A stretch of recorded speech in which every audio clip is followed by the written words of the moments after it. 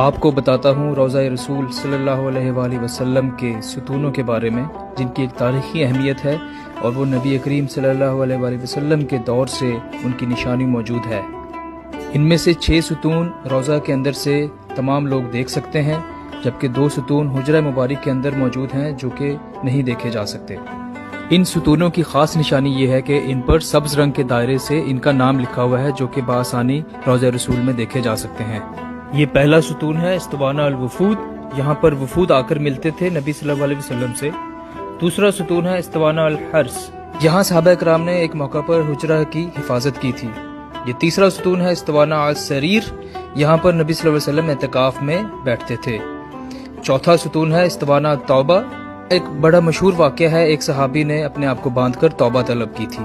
یہ 5واں ستون ہے استوانہ العائشہ، یہاں پر حضرت عائشہ نے نماز کی فضیلت بیان کی تھی۔